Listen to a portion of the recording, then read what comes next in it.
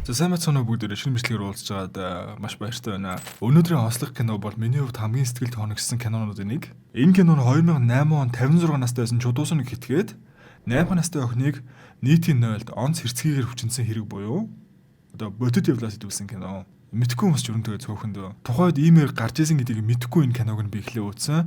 Тэгээ энэ кинолоо надад амар хүчтэй нөлөөлж исэн. Ямар сандад би бүр ингэж сэтгэл зүйчил болъё гэж бодоод бүр өргөдлөө өгөөд сургуультай тэнцсэн. Гэхдээ данс тэтгэлэг авч чадаагүй. Бүр тэгтлэл нөлөөлж исэн кино л гэж байгаа. За тэгээд энэ бичлэгийг эхлээд дуустал нь үзээрэй. Тэгээд бичлэгийн төгсөөд хэдүүлэр нэмээд дахиад яриа.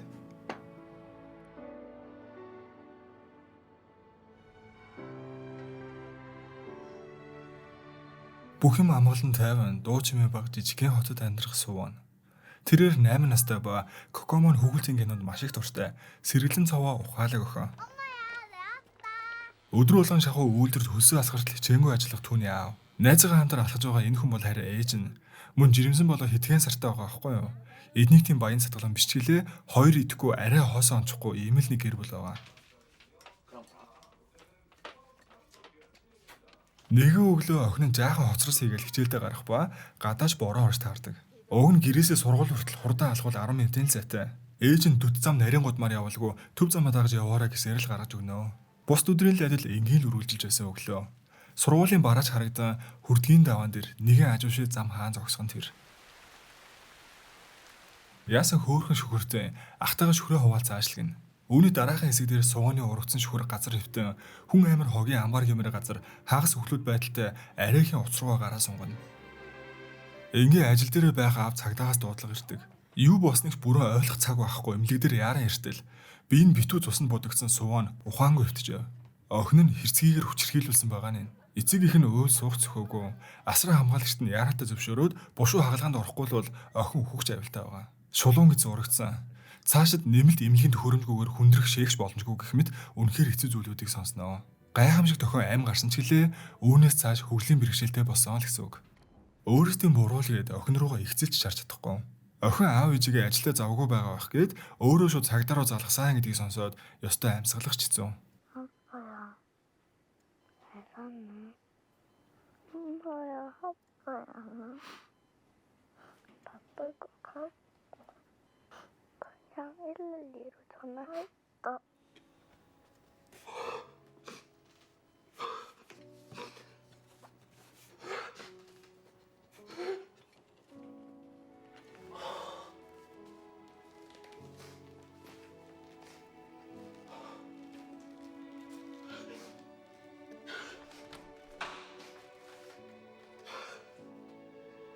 Хэрэг болсон газар камер байхгүй.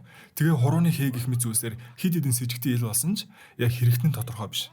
Бас ахаад нэлээд мөрлөг явагдах юм шиг байгаа. Баримтлах тушаал гаргах хэмжээнд нотлогоо байхгүй байна л гэн. Уг нь хохирогч энэ хүмүүсээс аль нь вэ гэдгийг шууд заагаад өгвөл тэр дороо баримтлах боломжтой байхгүй юу? Гэхдээ энэ чинь тийм амар энгийн зүйл биш. Өөрийг нь алгашгсан үнийг ахаад харах заах гэдэг тэр жаахан охинд юу гэсэн таамаглал вэ? Гэсэн ч одоо өөр сонголт байхгүй л мэт. Дараах өдрийн сэтгэл зүйчийн тусламжтай охиноос мэдүүлэг авнаа. Мэдүүлэгч гэжтэй охин ярьж чадахгүй толгойлт охин. Хичнээн айж байсан ч ээж аваагаа харан жоохон ч гэсэн тайвшрах ба ингээ амартай ч өөрийн зовоосон хүн аль нь вэ гэдгийг зааж өгнө. Одооноос сууван ахиж хизээч юм ярихгүй болох ч магадлалтай. Тэр аимшигт өвчин зовлон гэдгийнхээ хажуугаар сэтгэл зүйн ч гэсэн арчлах эмчлэх хэрэгтэй гэдгийг л хэлж байгаа нь. За харин одоо ингээд нөгөө хэрэгтнийг чинь шууд бариад авнаа. Энэ хэрэгээс бол цагдаагийн газар битүү шүүгээ. Ийм хэрцгий хэрэг болсон гэж телевиз радиогоор нэгэн болох нь зэрэг. Энэ хэргийг хэн үйлдсэн хохирогч хэдэн настай хүүхэд гээл уус даяар нэг зарлцнаа. Яг нэрийг нь хэлэхгүй ч гэсэн аль сургуулийн сурагч хэрэг болсон газар гээл яриад байхаар хүн болгон шивэр авир. 동네에 성폭행 일어났다 카대. 근데 8살이라 카더라. Ээж аав нь бүр нүдэн дээр л нурна. Байдал ийм хэцүү байхад дээрээс нь сэтгүүлчдээс хүртэл зүгтах гэж. Аав охиноо тэрс зүгтаад ээж нь хүмүүсийг хагаалуултна.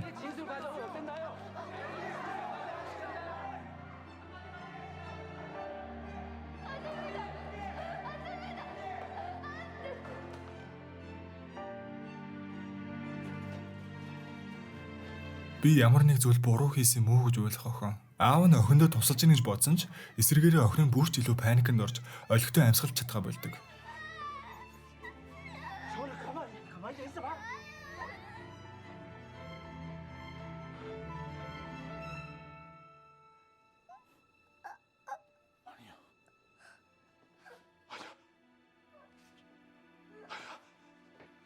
Энэ үеэр жирэмсэн ээж нь ч ийм их стресс дарамтны улмаас ухаан алдаа уннаа.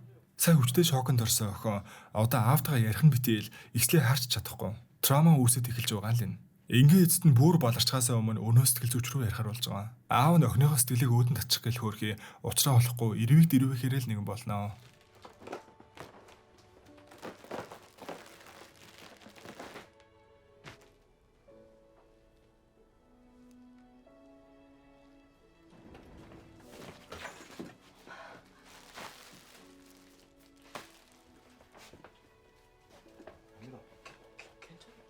Өвгийн ядруухан амьдралтай байсан тэд эмнэлгийн төлбөрт байгаа бүгдээ шавхна. Энэ үеэр бас удахгүй шүүх хурланд болно гэд угаасаа ажиллаа хийх ямар ч боломж байхгүй. Ийм хүнд хэцүү цаг үед тусламжийн гараа сунгах найз байна гэдэг хичнээн сайхан. 조금 말인데. 이 새끼가 뭔 소리 하노? 돈 때문에 그러는 거면은 내가 우리 마누라 몰래 들어놓은 적금이 하나 있거든. 그거 니 갖다 써도 된다. 내가 임마 내 돈 빌려주면서 임마 빌려야 되나? 돈 빌리면 빌리는 사람답게 매달려야지. 네 돈 필요하나 안 필요하나 임마? 필요하다. 알았다. 빌려줄게. 야 끊어라. 나 일하러 가야 된다.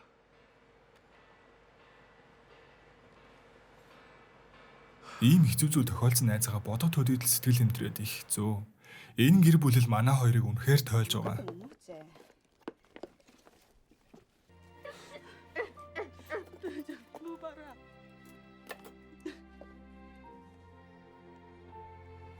너무 울고.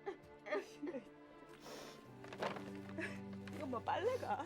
За ингээд аав нь шүүх хурал дээр очноо. Тэгсэн бүр хэрэгтэн нь юу болсныг санахгүй байна. Ариг хэтрүүлж уусан байсан энэ гээл элдв юм ярьсараагаа дараагийн шүүх хурлыг хүлээхээсүр аргагүй болж байгаа. Эцэст нь манай сэтгэл зүйч ирнэ. Суваа нь хүнтэй шууд харьцах хэцүү байгаа болохоор дуртай дөрүүдэрэн дамжуулан сэтгэл засал хийж байгаа нь. 얘들아 안녕. 난 코코몽이야. 등장요. 내가 새로 만든 춤 보고 싶지 않니? 떼굴떼굴 굴려라. 떼굴떼굴 모여라. Аз болж энэ ч арай бүтэмжтэй байгаа бол л та. Ингиж нэгэн охины нэмсгэлэх дүрийг хідүүлээ харнаа. Энэ хүмүүс нь хин юм болоо гэсэн ээж нь л байгаа аахгүй юу? Мөн нөгөө найз нь. Энэ хэрэг дээр нь ажиллах цагдаа ч хүртэл хамт байна. 쟤도 보자. 아우 오셨어요. 아 예.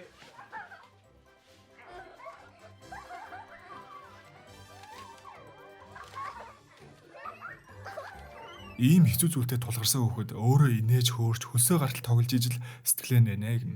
Гэхдээ мэдээж л энэ бүгдээрээ үн өртөгтэй штэ. Зүгээр саяын хэдэн хувцсыг хэдхэн цагаар төрөөслөхөд л 150,000 вон болж байгаа. 10만 원.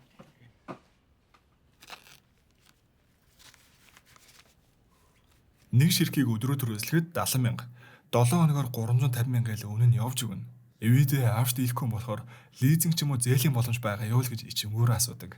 Түүний өрөвдөн арай илэгдэж мууцсан ганцыгаа өгөө хэсэгтээ хэрэглээ та буцаагаад өгдөө л гин. Хөөхөдөө баярлж бүхэлзөөр байгаа л явуулах байх уу. Энэ сэтгэл зүйчийн охинд яг ийм харамсалтай хэрэг адилхан тохиолдож байсан байна л да. Тэгээ охин нь үүнийгээ дийж гараагүй 16 наснда амиа орлож байсан. Яг тэр жилдээ өөрөө ч амиа орлох гэд машинтайгаа шууд гол руу орж исэн байхгүй юу. Тэгээл ингээд сумгаа болсон. Охиныг нь тийм болгосон хүн одоо ч 90 сар бол эрэх чөлөөтэй явж байгаа л гэсээр сэтгэлээ хаваалцсан. Тиймч болохоор энэ ээж аавын сэтгэлийг хамгийн сайн ойлгоно. Тэр өрөөнд охины өрөөнд манай найзууд гэрлүүгээ явцгаа тэргээл хөөхөө хоорондоо ярьж чадахгүй чаатлаастай.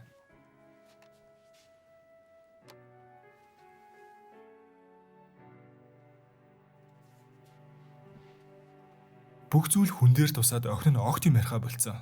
Ингээл хідүүлээ сэтгэл зүйч хүний гайхамшиг харж байгаа. Цаг хугацаа өнгөрнөө. Өнгөрхийн хэрээр охин өөрөж мэдлгүй хаад нэг ганц үг амнаасаа унуудаг болов. Хөөхий ангийнхаа найзуудаасаа ичээд сургуультай ахиж явж чадахгүй л гэж бодож байгаа. Нөгөө талд аав нь охинтойгоо яаж харьцах учраа хайсаар л. Ажил хамт олон 5-10 дахь туслах аян өрнүүлнэ. Энэ бүхний хажуугаар түүнийг гих найзууд нь ч байгаа. Хэсэг хугацаа өнгөрсөн ч гэлээ үе би энэ модох бөгөөд байнгын л асаргаа амжилгаа хэрэгтэй тодорхой. Энэ бүх эдгэрэх эдгээх үе шат цаг хугацаа нь огтоос амар байхгүй хэдий ч үүнтэй зэрэгцэн тэдний сайн сайхны төлөө нэгдэх хүмүүс хамгийн сайхан. Аав нь ч баг багаар охиноо эмнэлгээс гарах цаашдын амьдралд нь бэлдсээр.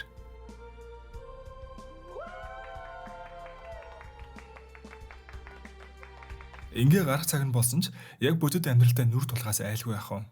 аавтайгаа ч огт харьцахгүй л байсаар. 먼저 갈게.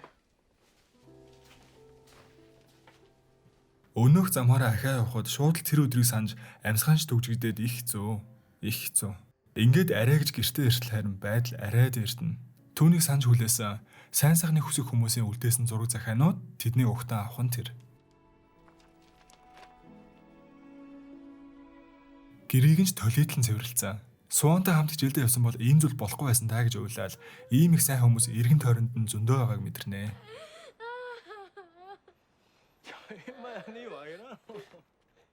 Ингээд суун маань хичээлдээ явж эхэлж байгаа нь. Яаж амар байх вэ? Ичи санаан зовоод эхлээд их хэцүү байгаа нь ойлгомжтой. Нөгөө газраараа ахаал өнгөрнө. Харин энэ удаад шал өөр.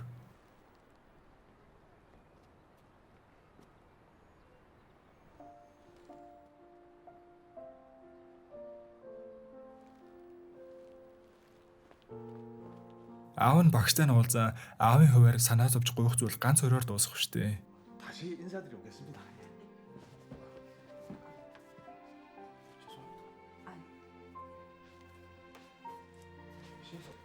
Охиныхоо өдрийн тэмдэглэлийг уншихад ахаа нөгөө хүнтэй таарах үдэ гэж айсаа айцаа битсэн байдаг. Эмчийн хийснээр суун багаар дээрдэж байгаач мэдээж ахаа цаг хугацаа хэрэгтэй. Аав нь хөрхөө охиндоо харагдахгүй тулд өдөр болгон суугааныг сэрхээс өмнө ажилдаа гараал явдаг гэн. Ээж нь ч дэлгүүр хараад үлдэх хэрэгтэй болохоор ингээд одоо охин ганцаараа сургууль руу явж үзэж байгаа. Ганц найз нь хөөрхөө араас нь дагаастай. Ах уу цайныхаа цагаар хоолож идэхгүй ухаан жолоог үрийдэшгүй нэ. Мэдээж л охин руугаа бахардаж унах нь холгүй л ирнэ. Охиноо болгоомжтой явж гинүү яаж ин л гээд байг нууцаар дагаастай. 소세지같이 생긴 아가 선인이 새로 산 친구가 Өөнийг нь аль эртнээс анзаарсан охин найзгаа явуулчаад Кокомоныг дуудаж уулзнаа.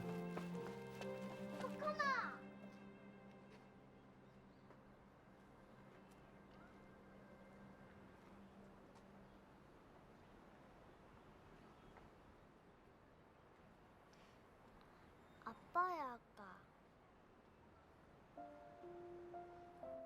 아빠야제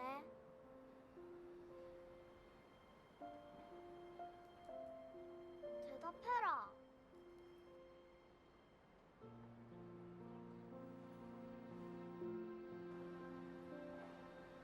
Өөрөөс нь зайлсхийгээл аав нь ингэж байгааг ойлгосон байдаг. Ингээ эцэст нь энэ хүн бол миний төлөө байдаг, миний аав штэ гэдгийг ойлгож эдгэрч буул мэт.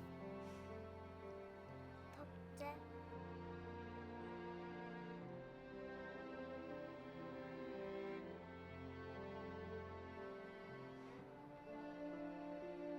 집에 가자.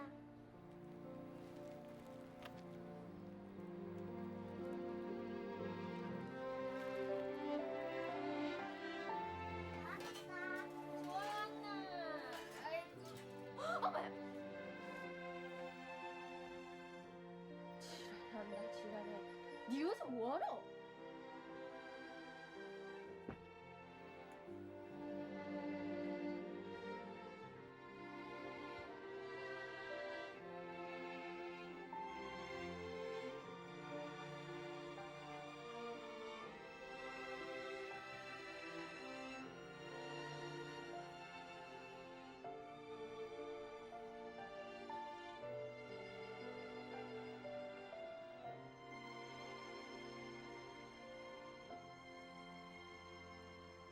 Удалгүй дараагийн шүүх болох мэдээ ирнэ. Гэхдээ шүүхтэр суун өөрөө ч бас байх хэрэгтэй л болдог.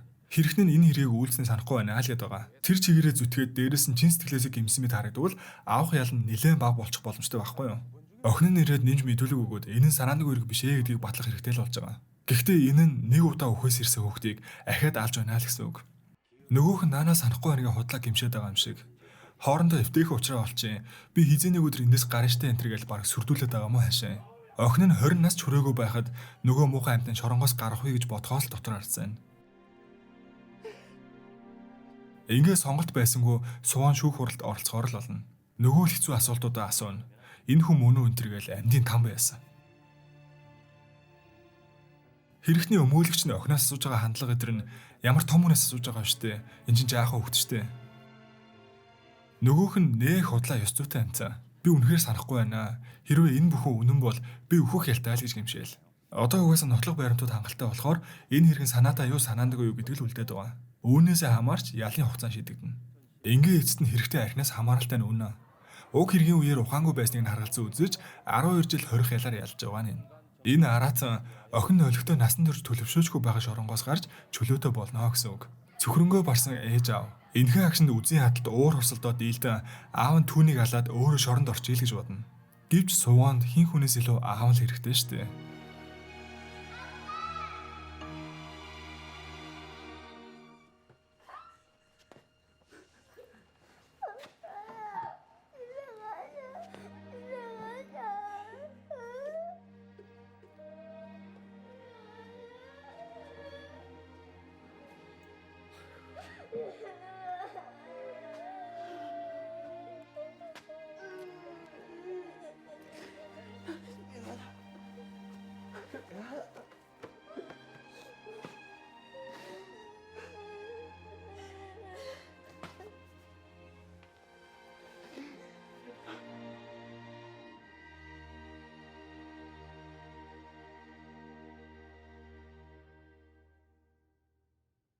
Үүнээс хойш хэсэг хугацааны дараа Суун ээж аавынхаа хамтаар дөнгөж төрсөн дүүгээ анх удаа харан зогсох ба бүгдээрээ л их баяртай.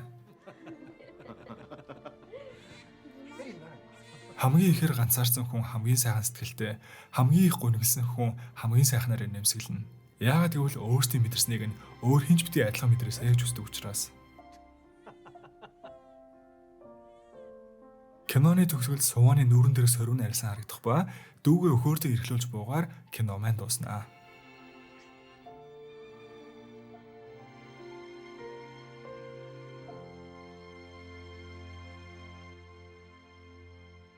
За ингээд чудуус нь 12 жилийн ял авсан. Өмнө нь яг адилхан хэрэг үйлдэл ял шийтгэл авч ирсэн хүн байхгүй юу? Тэгэхээр бүр ард иргэдийн дургуутал бүр амар байсан гэсэн үг. Тухайн үед тохирогч охин 8 настай байсан шүү дээ. Тусгай хэрэгцээд хүн болоо дээрээс нь жирэмслэгч боломжгүй болсон тэр охин чудуусаа нэг сулагдахад ердөө 20 настай л байсан. Санжин уу та нарыг 20 оны сүүлээр нөгөөх нь сулагдлаа гэж бүр нэлээд сүрдүүлэн болж байсан шүү дээ. За тэгээ мэдээж шоронгоосоо гараад хөлөндөө 7 жилийн турш 24/7 байршил хянагч зүүх ёстой. Тэгээд мэдээж сулагдах үед нь босгчд маш их байсан. Зүгээрс бослог гарах биш. Янз янзаар дайрч халдж байгаа машин дээр нь үсэрч хараагаад өндөг шидээд. Яалтч хуулиараа тэгээд 12 жилийнхээ ялыг гүйцээгээд гарч ирсэн болохоор мэдээ цагдаа нар хөв хүнийх нь эрхийг хамгаалах гэх юм уу хамгаалах хэрэгтэй болчихж байгаа. Төрлөх ансан хот хүртэл нь гэр хүртэл нь ингээд маш их цагдаа ингээд аюулгүй байлыг хангаад явсан. Тэгээд түүнийг суллагдсан энэ үеэр нь ансан хотын захиргаанаас чудуусууны гэрээ ойролцоо 15 CCTV камер нэмж байршуулж 30 гудмын гэрлүүдийг сольж тодруулсан гэдэг юм байлээ. Хохирогчийн гэр бүлийнхэн ансан хотыг орхио явсан бол чудуусуун урдийн ладлаар урдийн гэртээ одоо хүртэл амьдарсаар л байгаа. За тэгэд ийм нэг харамсалтай хэрэгс хэдүүлэн бүтээсэн кино. Хичнээн харамсалтай үйл явдал өө гашуу болсон ч гэлээ. Тэр аавынх нь ээжийнх нь найз, цагдаа мөрдөгчд, тэр хөөхөлдөөний хувцас зээлдэг залуу, ангийнх нь хүүхдүүд бас сэтгэл зүйч гээл талархах хэрэгтэй хүмүүс эргэн тойронд маш их байдаг шүү гэдгийг л харлаа. За тэгээд та бүхэн энэ кинотой холбоотой сэтгэл байвал бичээд үлдээгээрэй. Мөн бичлэг таалагдсан бол лайк болон subscribe дарахаа бити мартаарай. Тэгээд дараагийн бичлэгээр уулзтлаа. Түр баяртай.